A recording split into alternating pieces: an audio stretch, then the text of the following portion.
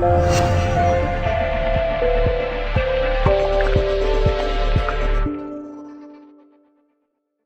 next question is, and we've already mentioned, you might explain, I think some people be aware of what a member protection information officer is, but others may not on this, so we might ask you to explain that. But we have a member protection information officer in our club, but is there a conflict of interest here every time we go to him? I'm going to start this one with Deb.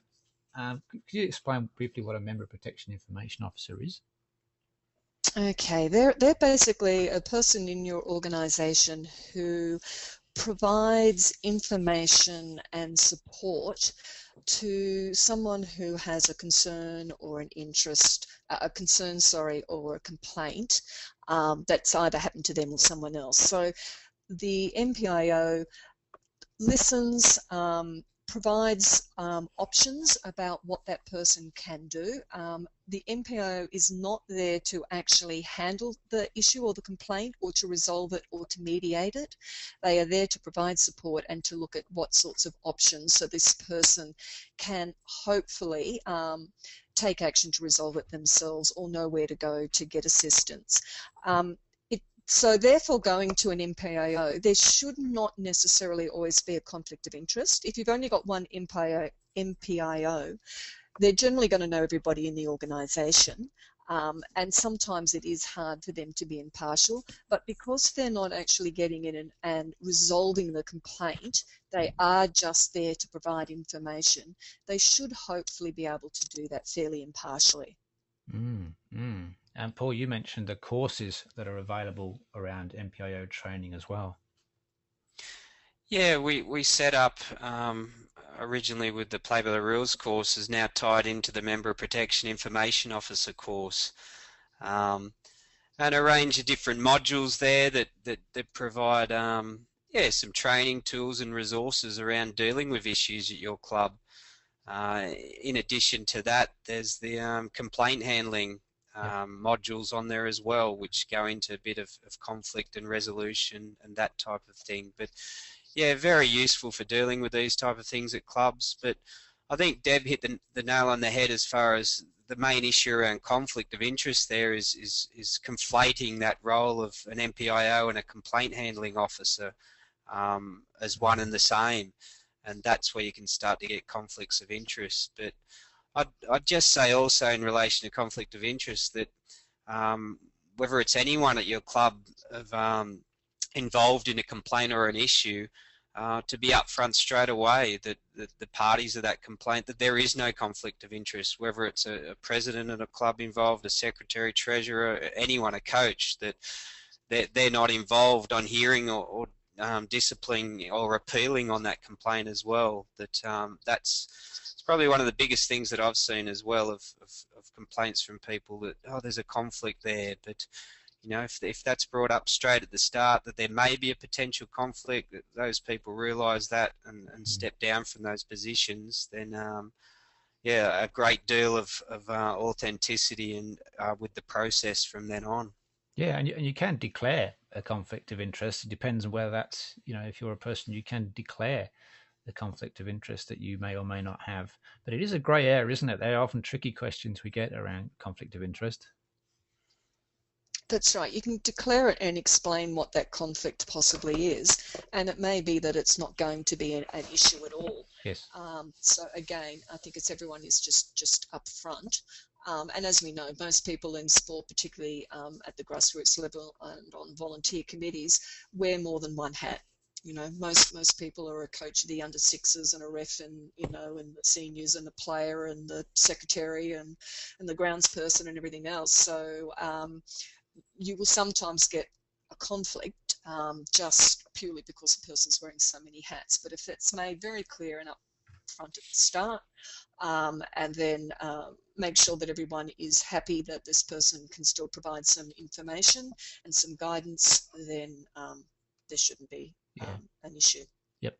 Yeah. And we mentioned the MPIO training and the complaint handling training. If people are interested in that and don't know about it, then just pop a comment in the questions area, and we'll include that in the information, links to that course in the information that we send out after the webinar. So if you are interested in that kind of training, I'd recommend certainly the complaint handling course. Really, for anyone who's interested in this area in Clubland, the complaint handling course would be extremely useful. So just pop it in the questions area there, and we'll send you those links afterwards.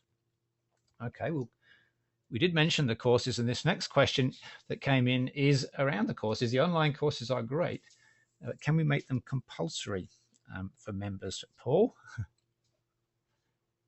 Yes, of course. Yes, and some clubs do. Some clubs make them compulsory for coaches. Some will be for their executives and officials. Some make it compulsory for their athletes if they're competing at a state titles or national titles to do the Play by the Rules online course beforehand. And I guess as you said, the Play by the Rules course is distinct from the Mpio course in that it's the intro course, I guess. It just gives you an overview around one module with child safety and protection issues, a bit around the legislation and some practical scenarios, what happened at clubs and how to deal with those. And the other module around discrimination and harassment and similar things, similar issues explained, concepts and laws, that type of thing, but very practical and interactive with the things that you do. With all of those, there's a little quiz at the end, and then you get a certificate. So it's a real good way to show your club. You can print that out, that you've done that basics and have a basic knowledge around discrimination and child protection issues, which is important for everyone to have at a club to keep it safe, fair, and inclusive. Yep. Yeah. Well, there's quite a lot of interactive exercises in the online.